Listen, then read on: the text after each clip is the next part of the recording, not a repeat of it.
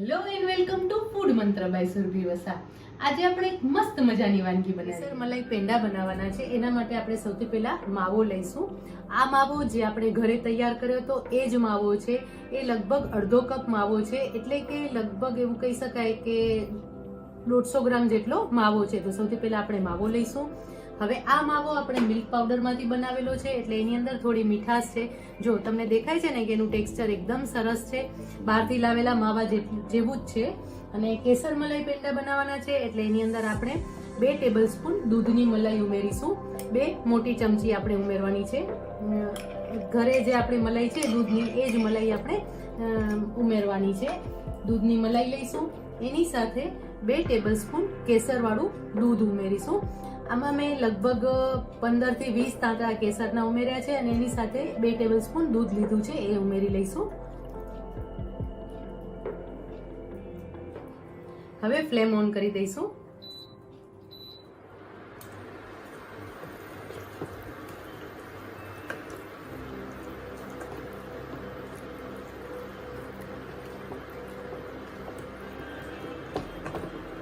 હવે આપણે આ જે માવો છે એ મિલ્ક પાવડરમાંથી બનાવેલો છે, એટલે એનો સ્વાદ એમાં થોડી મીઠાશ હશે, કારણ કે મિલ્ક પાવડરમાં થોડી મીઠાશ હોય છે। એનું કારણ છે કે જ્યારે માવો આપણે બહારથી લાવતા હોય ત્યારે માવામાં પણ દૂધની પોતાની એક મીઠાશ હોય છે, તો એવી રીતે આ માવામાં પણ મીઠાશ છે।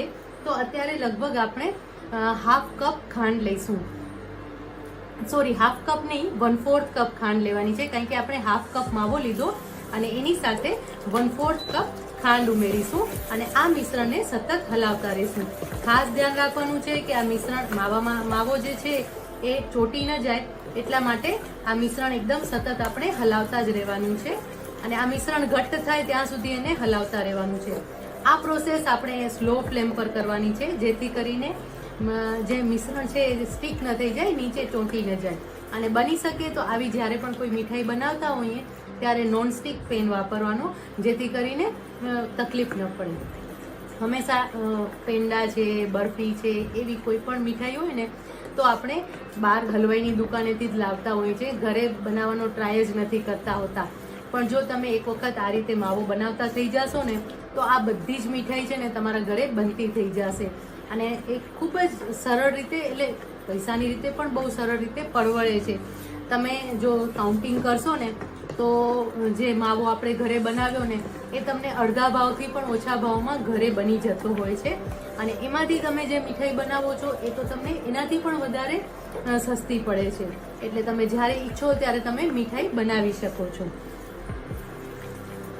બજેટને પણ સરળ રીતે પરવડે છે। હવે આ મિશ્રણ ઘટ્ટ થાય ત્યાં સુધી આપણે એને હલાવતા રહેવાનું છે। જો તમે જોઈ શકો છો કે મિશ્રણ છે ઘટ્ટ થવા લાગ્યું છે, અને આપણે જે ખાંડ ઉમેરી હતી એની ચાસણી પણ થોડી થવા લાગી છે, એટલે કે એ પણ એને ઘટ્ટ બનાવી રહી છે। તો મિશ્રણ જ્યારે આ રીતે ઘટ્ટ થવા લાગે ને, તમને દેખાઈ રહ્યું છે ને, ત્યારે ફ્લેમ છે ને એ ઓફ કરી દેવાની છે। જો હું તમને બતાવું છું કે આપણે મિશ્રણ છે ને થોડું આવી રીતે એક પ્લેટમાં લઈ લેવાનું છે, અને પછી એને જોવાનું છે કે જો આ રીતે ક્યાંય પણ રેલાતું નથી, એટલે કે આ મિશ્રણ છે ઠંડુ થતા એના ગોળા વળી શકશે। તો આ આટલું ધ્યાન રાખવાનું છે કે જો જ્યારે પણ પેંડા બનાવતા હોય ને ત્યારે આનાથી વધારે તમે મિશ્રણને જો કૂક કરશો ને તો એવું થશે કે જે પેંડા છે એ સરસ સોફ્ટ તૈયાર નહીં થાય। બહારથી જે તમે પેંડા લાવો છો એ કેટલા સરસ સોફ્ટ હોય છે, તો બસ આ કન્સિસ્ટન્સી આવે ને એટલે તમારે ફ્લેમ ઓફ કરી દેવાની છે, અને પછી મિશ્રણને હલાવતા રહેવાનું છે।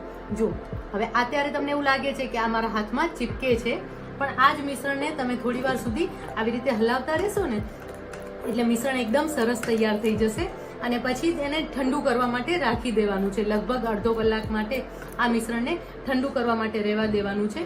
એમ કરવાથી જે મિશ્રણ છે એ સરસ થીક થઈ જશે, અને પછી તમે એના સરસ મજાના પેડા વાળી શકશો। તો અત્યારે આપણે 1 થી 2 મિનિટ માટે આ રીતે હલાવતા રહીશું, અને પછી એને ઠંડુ કરવા માટે રાખી દઈશું। એનાથી પહેલા સૌથી પહેલા આપણે એમાં ઇલાયચી પાવડર ઉમેરી લઈશું।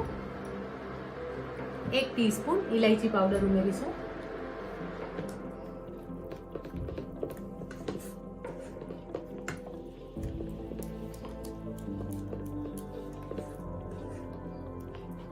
એકાદ મિનિટ માટે હલાવતા રહીશું।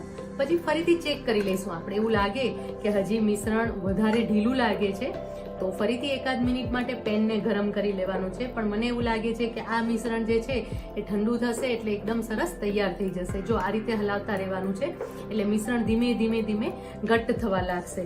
અત્યારે પણ તમને કન્સિસ્ટન્સી એની પહેલા હતી એના કરતાં વધારે ઘટ્ટ દેખાઈ રહી છે. તો આ જ રીતે પેંડા સરસ રીતે તૈયાર થઈ જશે. એનું કારણ છે કે જો તમે ખાંડ આની અંદર ઉમેરી છે એટલે અત્યારે તમને એવું લાગે કે આ મિશ્રણ ઢીલું છે એટલે તમે વધારે એને કૂક કરો. એટલે જેટલું વધારે કૂક કરો ને એટલી ખાંડની ચાસણી વધારે થાય. અને ખાંડની ચાસણી વધારે થવાથી શું થશે કે જે પેંડા છે એ વળશે તો ખરા, તરત જ વળી જશે, પણ એ એકદમ કડક થઈ જશે. એટલે કે તમને એવું થશે કે આ પેંડા જે છે એને દાંતેથી તોડવા પડે છે, એવા કડક તૈયાર થશે.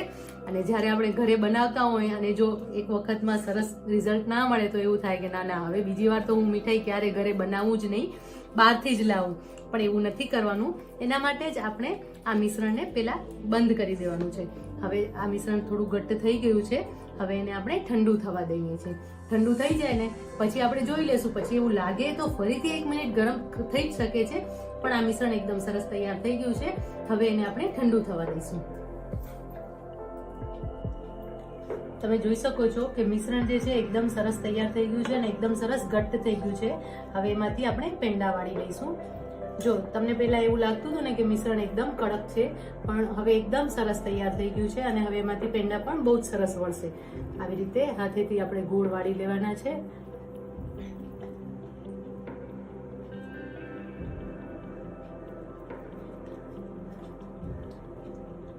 પેંડાનો સરસ આ રીતે શેપ આપી દઈશું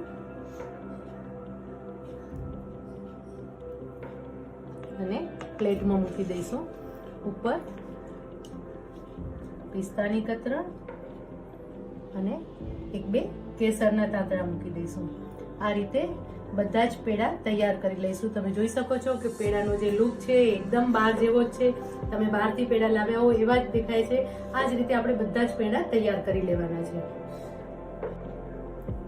પેડા બનાવી ગયા છે, એકદમ સરસ દેખાઈ રહ્યા છે. લગભગ 300 થી 350 ગ્રામ પેંડા તૈયાર થયા છે. આપણે ઘરે બનાવેલો જે માવો છે એમાંથી જ પેંડા બનાવ્યા છે અને બહુ જ સરસ પેંડા બનાવ્યા છે. હવે આ પેંડાને આપણે સર્વ કરી લઈએ.